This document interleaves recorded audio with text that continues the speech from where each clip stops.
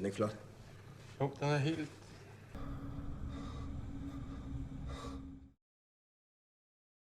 Halo Sobat Santuy, today is the day. Jumpa lagi bersama gua di channel Warung Santuy. Apa kabar kalian semua? Semoga kalian baik-baik saja dan tetap santuy. Pada video kali ini, gua akan membahas alur cerita film yang berjudul The Green Butchers yang dirilis pada tahun 2023. Oke lah, tanpa basa-basi lagi, kita langsung masuk aja ke isi filmnya.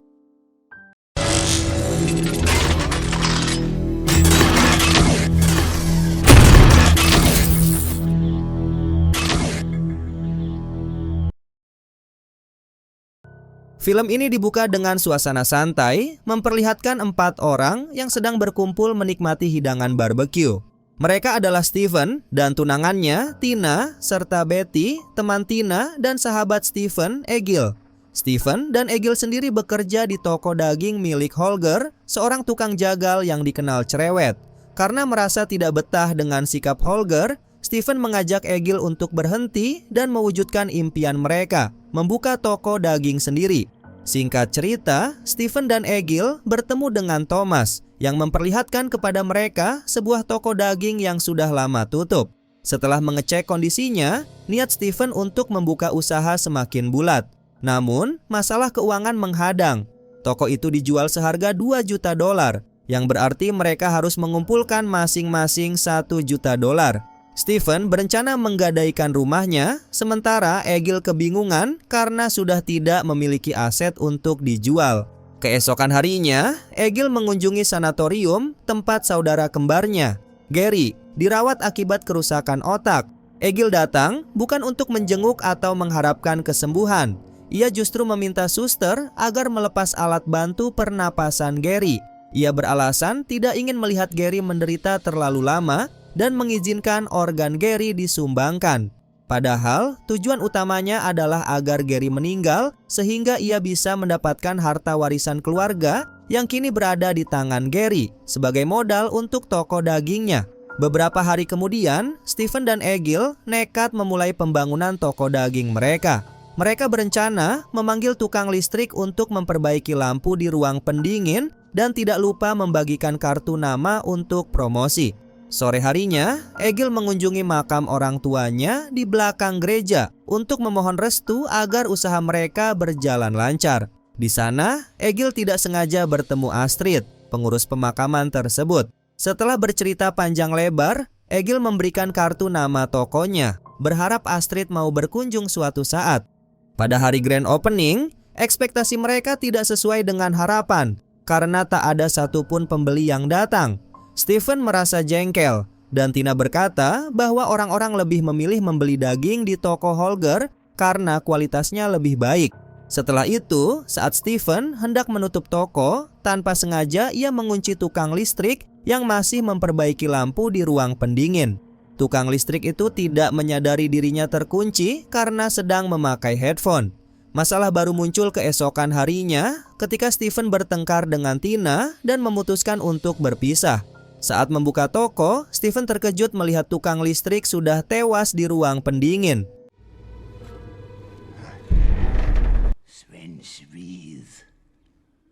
Sialnya, Holger, mantan bos Steven, datang berkunjung.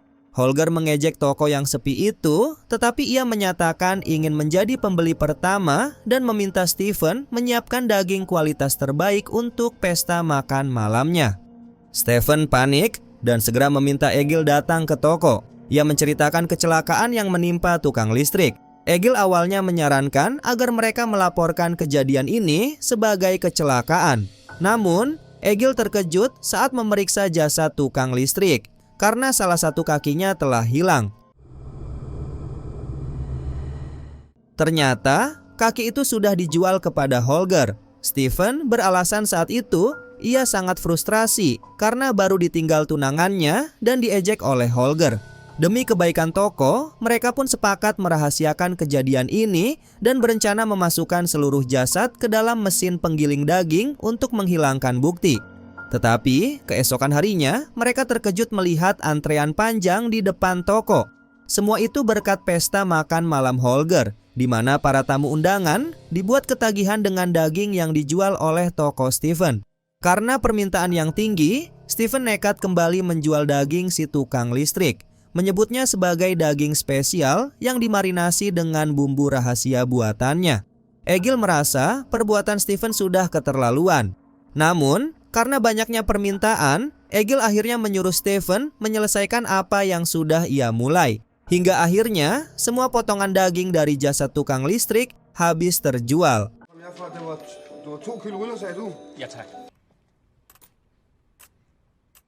Steven sangat puas dengan penjualannya hari itu, tetapi ia sadar tidak bisa lagi melanjutkan hal tersebut karena stok daging manusia sebagai bahan utama telah habis. Singkat cerita, Egil mendapat kabar dari sanatorium bahwa esok hari mereka akan melepas alat pernapasan Gary. Sementara itu, pada malam harinya, ketika Steven sibuk meracik bumbu di toko, Thomas tiba-tiba datang. Thomas ingin melihat kondisi toko baru Steven, dan ia juga mendengar rumor bahwa Steven menjual daging dengan kualitas terbaik. Bagi Steven, kedatangan Thomas adalah peluang untuk menambah stok daging spesial yang habis. Dengan wajah tanpa dosa, Steven mengajak Thomas melihat isi ruang pendingin. Begitu Thomas masuk, Steven dengan cepat mengunci pintunya agar Thomas mati kedinginan. Keesokan harinya, antrean panjang kembali terlihat di depan toko daging mereka. Di dalam, Egil tidak menaruh curiga pada Steven sampai ia masuk ke ruang pendingin dan menemukan jasad Thomas yang membeku.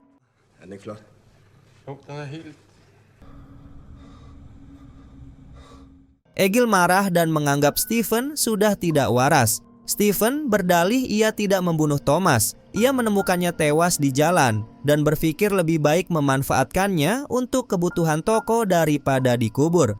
Egil berniat melaporkan kejadian ini ke polisi, tetapi Steven terus membujuknya, mengatakan bahwa melaporkannya akan membuat usaha mereka bangkrut. Sebaliknya, merahasiakan hal ini akan memperbesar peluang mereka untuk sukses di dunia perdagingan. Mengikuti perkataan Steven, toko daging mereka pun semakin terkenal, bahkan diliput oleh stasiun TV lokal. Kembali ke sanatorium, para dokter bersiap melepas alat bantu Gary dan mengambil organnya untuk disumbangkan. Tanpa diduga, Gary terbangun secara ajaib dari komanya, mengejutkan semua dokter. Sementara itu, Steven semakin sukses, bahkan sudah mampu membeli mobil mewah. Terlihat, Steven mengeluarkan sesuatu dari bagasi mobilnya yang ternyata adalah kantong berisi jasad manusia untuk mengisi kembali stok daging spesial mereka yang menipis. Hal ini membuat Egil sangat kesal karena perbuatan Steven sama saja dengan pembunuhan. Namun, emosinya teralihkan saat Gary, saudara kembarnya, tiba-tiba muncul di depan toko. Egil tidak ingin bertemu Gary dan Steven membantunya mengusir Gary dari sana. Kemudian, Egil pergi ke sanatorium untuk menanyakan mengapa Gary bisa pulih. Suster di sana mengaku bingung dan menganggap kejadian itu sebagai sebuah keajaiban. Egil meminta suster itu agar Gary kembali dirawat di sanatorium, tetapi suster menolak. Suster itu menduga kedua saudara kembar ini memiliki masalah pribadi, kemungkinan terkait kematian orang tua mereka. Suster itu berniat menemui Steven untuk mendiskusikan masalah ini karena ia tahu dari siaran TV bahwa Steven adalah sahabat dekat Egil. Egil menentang niat suster itu. Ia berkata, silakan datang ke toko daging mereka jika mau bertemu Steven, tapi jauhkan Gary dari hidupnya. Suster itu pun pergi ke toko daging untuk menemui Steven. Namun, naas, suster itu malah berakhir di ruang pendingin. Dari sini terlihat bahwa Egil mulai tidak peduli dengan semua kegilaan ini. Kemudian Gary kembali ke toko untuk menemui saudaranya, tetapi lagi-lagi diusir oleh Steven. Saat berada di belakang toko, ia melihat Egil, namun perhatiannya teralihkan oleh daging ayam yang dibuang di tempat sampah. Diketahui Gary sangat terobsesi dan menyayangi binatang. Kemudian, di kuburan, Astrid tidak sengaja melihat Gary sedang mengubur daging ayam yang ia temukan di toko Steven. Astrid pun menyadari bahwa Gary adalah saudara kembar Egil, dan mereka berdua akhirnya menjadi teman. Pada malam harinya, ketika Egil berkunjung ke rumah Astrid, ia terkejut melihat Gary berada di sana. Egil menjadi kesal dan langsung pergi. Gary dan Astrid menyusul keluar untuk menahan kepergian Egil. Tetapi Egil menyuruh Gary menjauh dari hidupnya. Di sisi lain, saat Steven hendak pulang dari toko, ia bertemu Tina di depan toko. Melihat kesuksesan Steven, Tina ingin mengajaknya kembali menjalin hubungan. Namun, Steven sadar Tina hanya melihatnya dari segi kekayaan, dan hal itu membuat Tina berakhir menjadi stok daging di restoran mereka.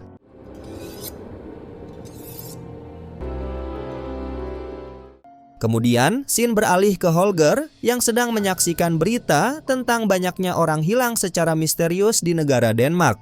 Karena penasaran, ia menelepon distributor daging terbaik di kota tersebut dan bertanya apakah toko Steven mengambil stok daging dari mereka. Kemudian, adegan beralih ke gereja di mana Pastor Vilusen memanggil Astrid. Holger juga sudah berada di sana untuk mendiskusikan perihal toko daging Steven dan Egil. Holger curiga Steven dan Egil adalah pelaku di balik hilangnya banyak orang belakangan ini. Apalagi setelah distributor daging memberitahu Holger bahwa toko Steven hanya memesan 8 ekor ayam. Tentu saja ini janggal. Bagaimana sebuah toko daging bisa seramai itu dengan hanya memesan 8 ekor ayam? Holger menduga mereka membunuh dan menjual daging korbannya. Sebagai mantan bos mereka, Holger menceritakan masa lalu Egil kepada Astrid. Dahulu, Egil pernah mengalami kecelakaan fatal. Saat itu, Gary kembarannya ingin melihat jerapah yang baru lahir di kebun binatang dan mereka sekeluarga pun pergi berlibur. Sebelum berangkat, Gary ingin menyetir dan keluarga mereka mengizinkannya, kecuali Egil yang keberatan.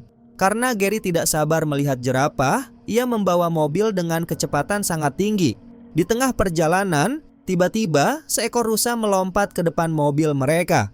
Karena Gary penyayang binatang, ia berusaha menghindari rusa itu dan terjadilah kecelakaan fatal yang menewaskan orang tua mereka dan istri Egil. Sementara Gary koma, Egil hanya mengalami patah tulang. Itulah alasan mengapa Egil sangat membenci saudara kembarnya itu. Setelah kejadian tersebut, Egil menjadi frustrasi dan sering keluar malam untuk membunuh semua binatang yang ia temui. Oleh karena itu, di rumah Egil terlihat banyak tulang-tulang binatang yang ia kumpulkan. Hingga akhirnya pihak kepolisian menyerahkan Egil kepada Holger. Karena kasihan, Holger akhirnya menerima Egil dan mempekerjakannya di toko daging miliknya. Holger berasumsi lebih baik Egil membunuh binatang di toko daging daripada di luar. Di sana, Pastor Vilusen terus mengingatkan Astrid untuk segera menjauhi Egil karena ia berbahaya. Namun, Astrid masih belum mempercayai semua cerita tersebut. Keesokan harinya, toko mereka kembali ramai pembeli. Egil kewalahan melayani pembeli yang terlalu banyak karena Steven belum datang. Ditambah lagi, stok daging spesial mereka sudah habis. Egil berkata kepada para pelanggan bahwa di toko mereka hanya tersisa daging ayam. Namun, para pembeli tidak mempermasalahkannya. Mereka hanya meminta agar tetap menggunakan racikan bumbu yang sama. Egil pun kebingungan. Berarti selama ini yang membuat toko mereka ramai bukan karena daging manusia, melainkan karena bumbu yang diracik oleh Steven. Ketika Egil menyiapkan daging ayam, tiba-tiba Holger datang bersama pihak FDA. Mereka datang atas laporan Holger karena toko mereka dicurigai menjual daging manusia. Tak lama kemudian, Steven datang ke toko sambil membawa bunga sebagai permintaan maaf kepada Egil. Namun, Steven terkejut karena ada pihak FDA di tokonya.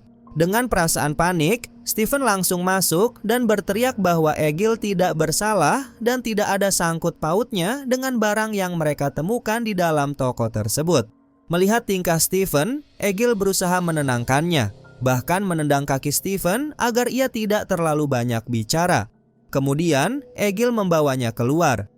Setelah melakukan pengecekan, pihak FDA tidak menemukan keanehan di sana. Hal itu membuat Holger kebingungan karena ia sangat yakin toko ini telah menjual daging manusia. Saat di luar, Egil bercerita bahwa sebelumnya ia sudah membuang semua potongan tubuh yang tersisa. Meskipun begitu, Steven yakin toko daging mereka akan sepi karena orang hanya menginginkan daging spesial itu. Sementara nanti pengawasan toko akan semakin ketat dan mereka tidak bisa lagi mencari korban. Egil berkata bahwa hal itu tidak akan terjadi karena toko mereka ramai pembeli bukan karena daging manusianya, melainkan karena bumbu racikan yang dibuat oleh Steven. Bahkan Egil pun mengakui bahwa bumbu buatan Steven merupakan bumbu terenak yang pernah ia cicipi. Setelah mendengarkan hal itu, Steven pun menjadi lega dan akhirnya ia bisa kembali melanjutkan kesuksesannya dengan cara yang lebih halal. Di akhir film, terlihat hubungan Egil dan Gary semakin membaik. Astrid juga sudah memaafkan kejadian pada hari itu. Dan akhirnya, mereka berempat menghabiskan waktu bersama dengan perasaan bahagia. Ser det ikke ud som om jeg har min egen? Det gør jeg altså ikke, der. Du kan ingenting. Det ved du også, fordi du var Svens! Jo, din er meget større, Egil. Oke Sobat Santuy, itulah alur cerita film yang sudah kita bahas pada video kali ini. Menurut kalian, bagaimana pendapat kalian tentang film ini? Tulis pendapat kalian di kolom komentar. Jika kalian ingin request film apa yang akan dibahas selanjutnya, silakan komen juga. Nanti Babang Santuy akan list filmnya terlebih dahulu. Dan mungkin itu saja yang bisa gua sampaikan. Mohon maaf apabila ada kesalahan kata maupun isi video. Warung Santuy pamit dan jangan lupa untuk tetap santuy.